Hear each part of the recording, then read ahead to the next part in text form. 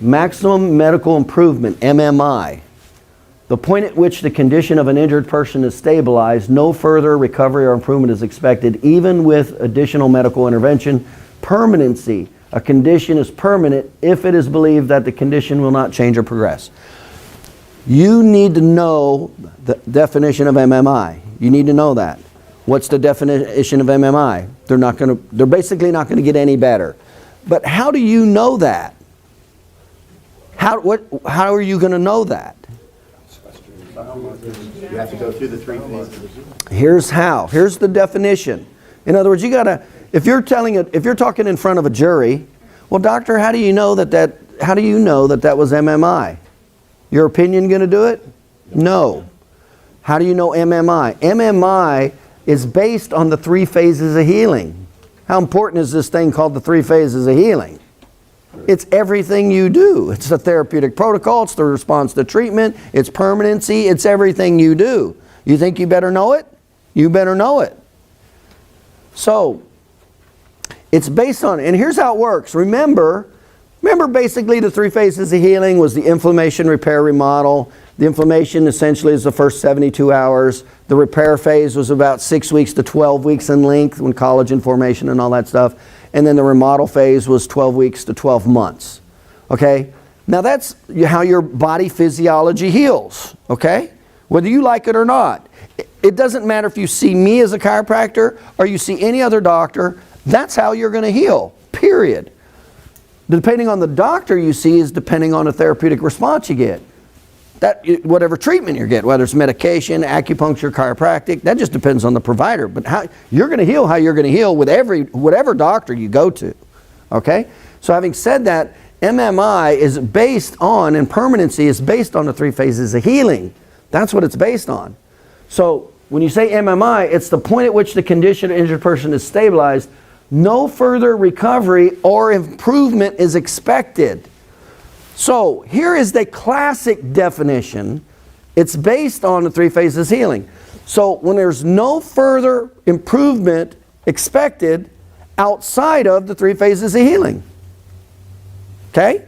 Can I still expect some improvement if the person is still within the three phases of healing? Generally speaking, right? Generally. Unless they got an amputation, right? Then that's done. It's amputated. That's that. So, with common sense, we can infer that they're going to, now remember, these are called guidelines, not rules. I'm just giving you the guidelines, and then I'm going to tell you the practical application of it. Okay? So, if I'm going to give an impairment rating and I'm going to explain that to a jury, which, or I need to know how to do that. So it's, MMI is when there's no further improvement expected. Well, what's the definition of that, doctor? It's when the patient has gone through the three phases of healing and there's no further expected improvement with medical intervention. And so how would we know if there's no further medical improvement? It's if you're outside of the three phases of healing and you have a minimum of two re-exam periods with no change. That's the good, solid guideline. Okay? Do you see how much sense that makes? You're out of the potential of healing, and then when you're out of the potential healing, we see no change over a two checkpoint period. See how much sense that makes? Okay? That's the guideline. Now, remember, these are guides, not rules. So does that mean you can't give an impairment rating until after a year? No, it does not. Can you give an impairment rating in the inflammatory phase? Yeah. Yeah. You can give an impairment. Can you give an impairment rating in the repair phase? Yeah. Can you give an impairment rating in the remodel? Yeah. But you give an impairment rating in the inflammatory phase or repair phase,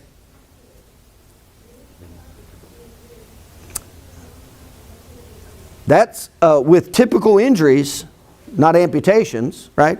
I can give an impairment rating, person gets amputated, I can give the impairment rating the next day. They just got an amputation, unless it's going to be reattached, right? It's not going to improve. Right, it's not going to improve. See, common sense, right? But with regular, now we're talking about missed injuries, right? Minor impact soft tissue spinal injuries. With minor impact soft tissue spinal injuries, the impairment rating, can you give it in the inflammatory phase? Yes, but you'd be highly irresponsible. And it'd be very easy to attack you. If I'm an attorney and I know much of this at all, I'm gonna make you look pretty silly quickly if you're gonna give an impairment rating in the inflammatory phase. And I'm gonna easily show how you're not even giving this person the opportunity to go through the repair phase or the remodel phase to healing, and it just violates the basics of the AMA guides of MMI. What did I just do to your credibility? Destroyed it. Okay. So it's called guides, not rules. So now let me give you the practical. Okay. Now the reason I'm telling you this is because you know how attorneys a lot of times that are uneducated, they want to rush the case through and get it processed out. That's called an uneducated attorney. That's when you have not did educational sales with that attorney. Okay?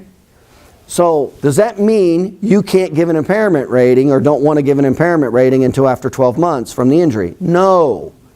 Here's what my suggestion is to be able to defend yourself and sound smart about it.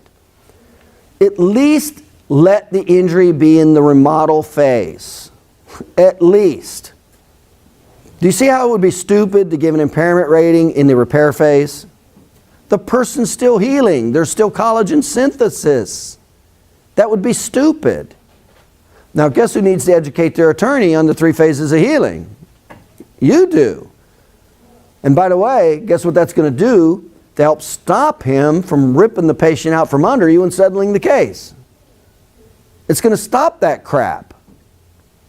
Okay? So the guideline, excuse me, the guideline we like to use is as long as you have 2 re-exam periods. Because I do want to check, right? I want to check, I want 2 thresholds, right? I want 2 time periods to see if they're going. I can't see if the person's going up by looking at 1 time period, can I? Not, right? If there's a change here and change here, like if you did a re-exam here and a re-exam here and there's change here and change here, that doesn't fit the definition, does it? Because they're changing. So I want to see 2 time periods. When I say time periods, what am I talking about? Re-exams. When I do what? I check the biomarkers.